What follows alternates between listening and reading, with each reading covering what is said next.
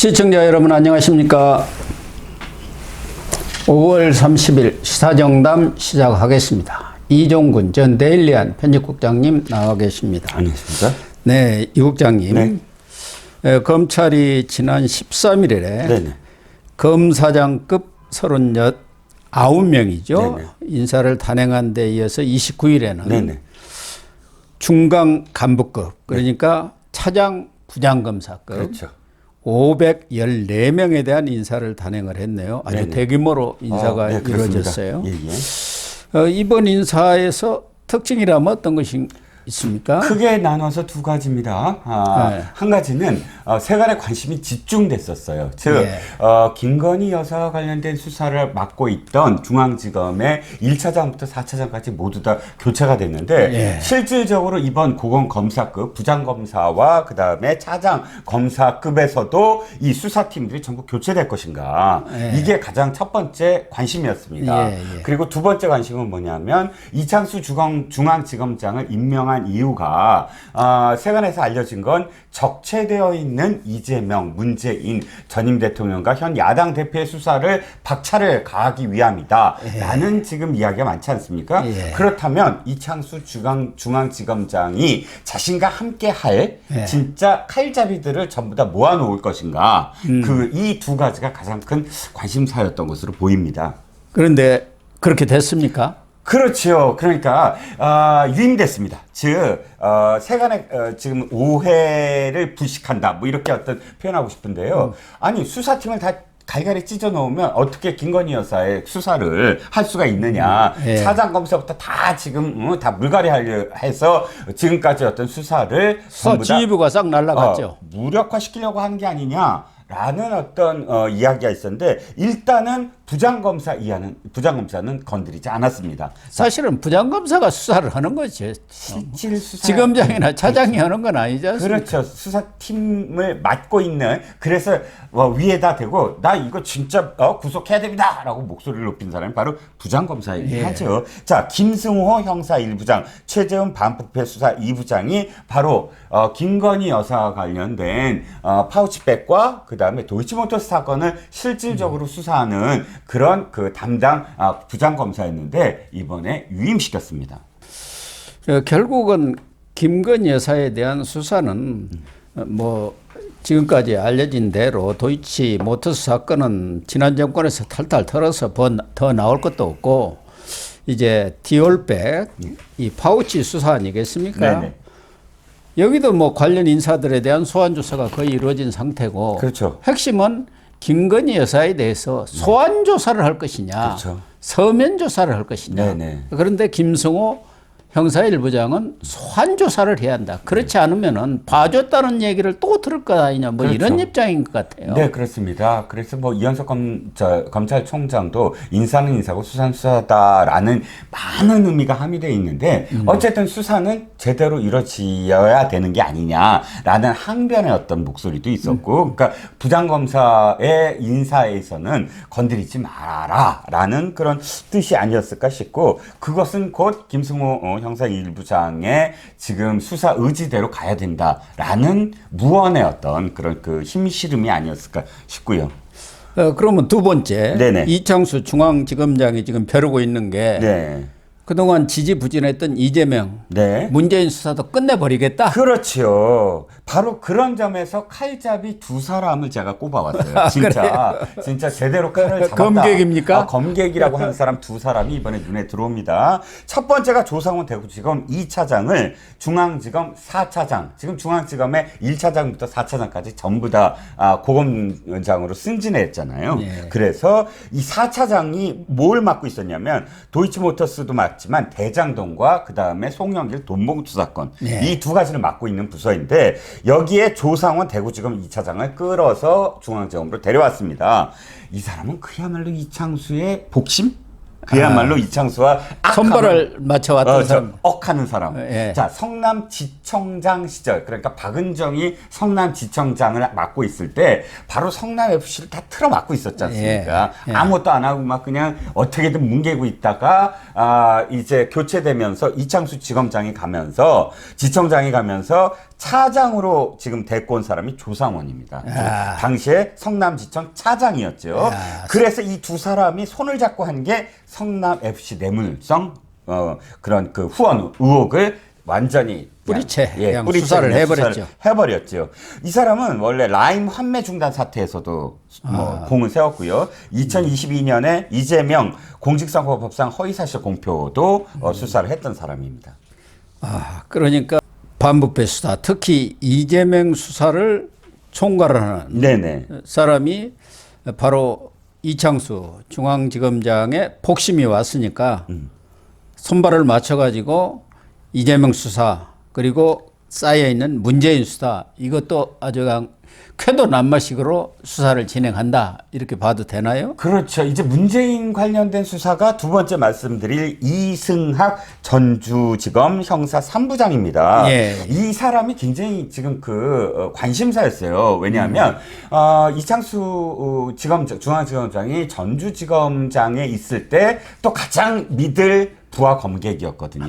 그렇군요. 형사 3부장으로서 사실 최근에 아시다시피 제일 많이 등장한 사람이 이승학 형사 3부장입니다. 그렇죠. 왜냐하면 문다혜와 관련돼서 사위 서창호. 그렇죠. 근데 문다혜와 관련돼서 청와대를 다 털었어요. 네. 청와대 제2부속실, 그다음에 민정수석실, 경호처, 그다음에 마지막으로 총무비서관실 이 전부 소환했거든요. 예. 그러니까 완전히 그때 27명의 친문 그런 그 의원들이 전주지검 가서 막 항의하고 이럴 수가 있느냐고 했던 바로 그 수사 담당자가 이승학 형사 3부장이거든요. 야. 그런데 이 형사 3부장이 만약에 전주지검에 그대로 놔둔다 한다면 전주지검이 문다혜 등 문재인 일가에 대한 수사를 계속하는 것이고 이 사람이 만약에 중앙지검으로 왔다 온다. 그러면 이것을 가져오는 거예요. 이첩하는 게 아니냐. 워낙에 이승학 3부장이 지금 문재인 일가에 대해서 그냥 혁혁하게 지금 수사를 해왔기 때문에 갖고 오지 않느냐라고 했는데 그래서 일각에서는 그냥 두지 않을까. 왜냐면 새로 간 전주지검장이 의지를 좀 보였거든요. 예. 이건 전주지검에서 계속 하겠다라고 의지를 좀 보였는데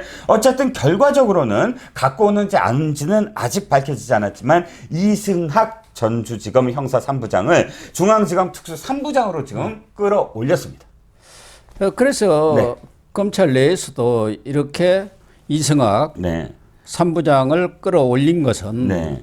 결국은 이 수사를 하다 보면은 김정숙 또 문재인 소환이 불가피한데 전주지검으로 오라고 하기에는 좀 쪽팔리는 거 아니냐. 전직 대통령 부부를. 그렇죠.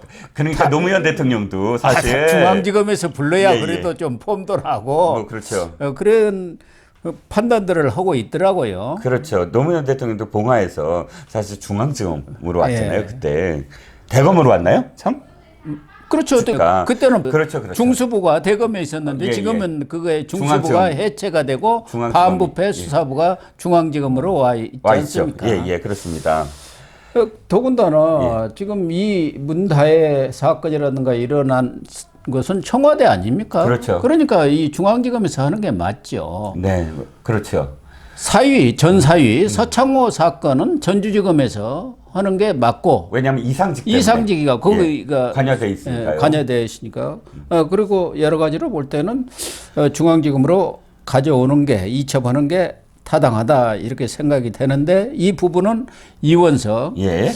검찰총장의 승인이 나야죠. 그렇죠. 아직은 확실하게 지금 결정이 되지 아니한 게 후임이 한영규 남부지검 부부장이에요. 그러니까 전주지검 3부장 대신 내려간 사람이. 근데 이 사람이 또 이제 뭐 돈의 흐름 뭐 이런 거에 대해서는 또 빠삭한 사람이거든요. 예. 그러니까 이 남부지검에 있을 때부터. 그래서 혹시 그냥 한영규를 내려보낸 건 그냥 이 지금의 어떤 옷값이라든지 혹은 집값이라든지 이런 것들의 자금 흐름을 파악하려는 거 아니야?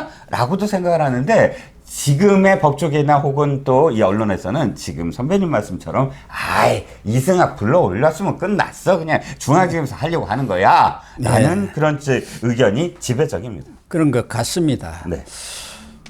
지금 수원지검도 네. 2차장 이 검사 네네. 전에 이정섭 차장검사였는데 그렇죠. 여러 가지 불미스러운 일이 네. 있어가지고 예, 예, 탄핵까지 돼버렸지 예, 않습니까? 예. 일단은 예. 지금 아직 확정되진 않았지만 여러 가지 그래서 의혹이 있죠. 예. 지금 안병수 차장이 직대를 맡았었는데 2차장에 네. 근데 이번에 직대를 떼고 정식 2차장을 맡았고 네. 서현욱 형사 6부장도 그대로 유임을 시켰어요. 예, 예. 여기가 바로 이른바 쌍방울 불법 대북 송금 사건을 수사하는 이재명 사건을 거의 수사하는 곳이에요. 그렇습니다. 그리고 이 대북 송금 사건은 네. 6월 7일 날 이제 며칠 안 남았네요. 네네. 이화영 전 경기 평화부지사에 대한 1심 선고가 나오기 때문에 거기 나오면은 공범인 이재명 대표에 대해서 뭐 영장을 청구할지 여부는 자체하고라도 기소하는 것은 불구속 기소라도 하는 것은 거의 뭐 확실한 거 아닙니까? 명확관하죠. 예. 명확관하죠. 그러니까 지금 예, 예. 이런 것들을 보면은 네. 이 이원석 검찰총장도 자기 임기 내에 네네.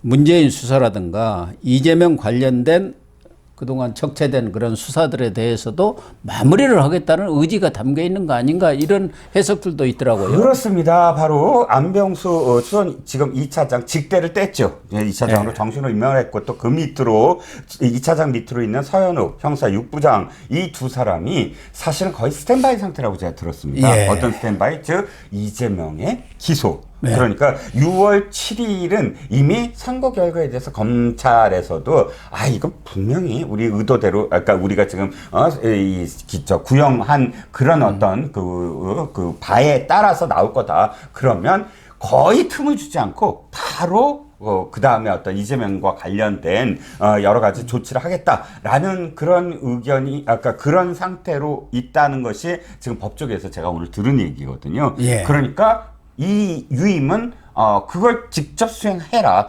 만약에 이 두 사람을 바꾼다고 한다면 사실 기소 자체가 좀 늦어지고 수사 예를 들어서 소환이라든지 또는 불구속 기소, 그러니까 구속영장을 친다든지 이런 것들이 상당히 시간이 걸리지 않겠습니까? 예. 이 두 사람을 유임시킨다는 건 바로 화살을 그냥 겨냥해서 이것만 놓을 준비가 돼 있다라는 뜻으로 받아줘야죠.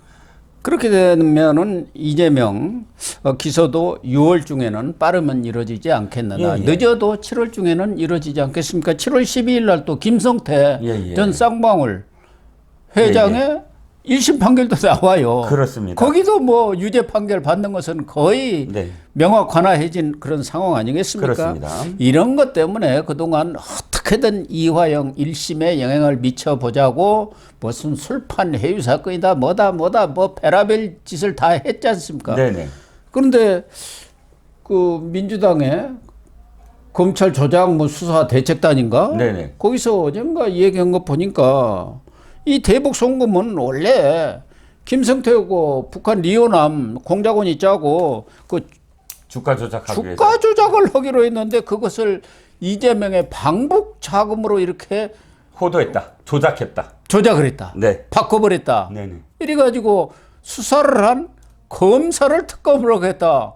뭐 그렇게 발표를 했더라고요. 네, 그렇습니다. 그 대책단이 그래서 특검을 하겠다 하면서 그것을 지금 주도하는 사람이 바로 이성윤이에요. 기가 막힙니다. 이성윤 전 중앙지검장이 누구만. 예, 중앙지검장이 거기로 가서 이번에 바로 한 게 당선됐지 않습니까? 자신의 존재를 부정하는 듯한 지금 상황인데 어찌 됐든 후배 검사들한테 뭐 진짜 귀감이 되기는커녕 욕을 바가지를 먹게 생겼습니다. 자, 이게 뉴스타파라는 곳에서 계속 지금 한 며칠 동안 펌프질을 했어요. 뭐 어떤 걸 했냐면은 국정원의 문건이다라고 하면서 단독이라고 하면서 막 뭐를 냈냐면 바로 말씀하신 부분 김성태가 아이고 우리 주가 좀 조작을 해갖고 좀 돈 좀 벌어볼까 하고 이 북한과 손을 잡고 내통을 해서 지금 돈도 보낸 것처럼 돈도 보내고 하면서 이 주식시장에 계속 우리 이 쌍방울의 계열사들이 북한 관련해서 사업을 이만큼 따냈다라는 식의 어떤 풍문을 한 다음에 돈 엄청 벌었다.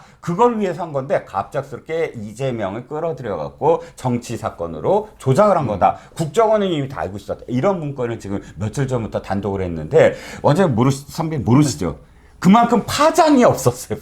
파장이 없었죠. 그러니까 국정원의 문건 중에도 여러 개가 있지 않습니까? 네네. 그리고 국정원에 요원들이 여러 곳에 나가게 있기 때문에 네. 첩보들이 다 들어온 거예요. 그렇죠. 그중에 이제 첩보도 있을 수 있고 네. 또 실질적으로 실행이 된 것들도 있는 것 아니겠습니까? 네네. 그러나 재판을 통해서 또 수사를 통해서 모든 것들이 지금까지 재판을 뭐 했습니까? 증인이라든가 증거물을 가지고 재판을 쭉 해왔잖아요. 그중에 뭐 주가가 사실은 나노스, 쌍방울 계열사 그게 뛰어서 대북 특혜주로 주가가 뛴 것은 맞지만 맞아요. 그 당시에는 뭐 대북하고 무슨 무역을 한다든가 뭘 거래를 한다 이런 소문이 나면 다 뛰었잖아요. 그렇습니다.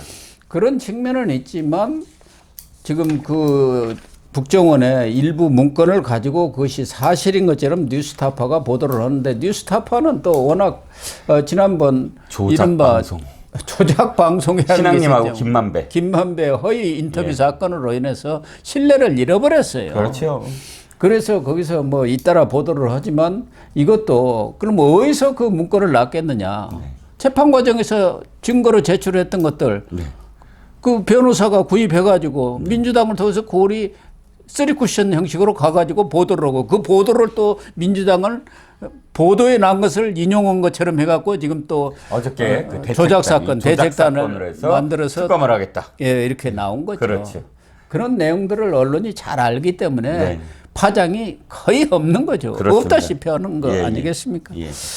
어쨌든 이제 검찰 인사를 통해서 이른바 이창수 사단이 꾸려졌고 이창수 중앙지검장이 김건희 여사에 대한 수사는 물론이고 미뤄졌던 또 국민들이 답답해했던 문재인, 이재명 수사도 완전히 까발리는 그런 수순으로 간다고 봐야겠죠. 그렇습니다. 뭐 시시각각 굉장히 달라지고 있는 상황이 보여요. 이재명도 지금 대통령에게 면담 요청을 계속하고 있죠. 영수회담 하겠다. 25만 원 받을 테니까 영수회담 해달라. 또 연금 개혁 받을 테니까 영수회담 해달라. 영수회담이 며칠간 계속 입에 오르내리는 걸 보면 조금 급했죠.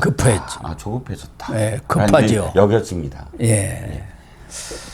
다만 이번에는 이원석 검찰총장이 인사 패싱설은 나오지 않고 있는 것 같습니다. 네. 이원석 총장이 요청했던 대로 이 김건희 여사 수사팀도 그대로 눌러 앉았고 유임되면서 수사 연속성들이 다 유지가 됐기 때문에 이원석 총장이 이야기한 대로 인사는 인사고 수사는 수사다. 그게 지켜진 거 아니겠습니까? 그렇죠. 예, 그렇습니다. 지난번 검사장 때는 본인이 7초 침묵으로 불만을 표시를 했지 않습니까?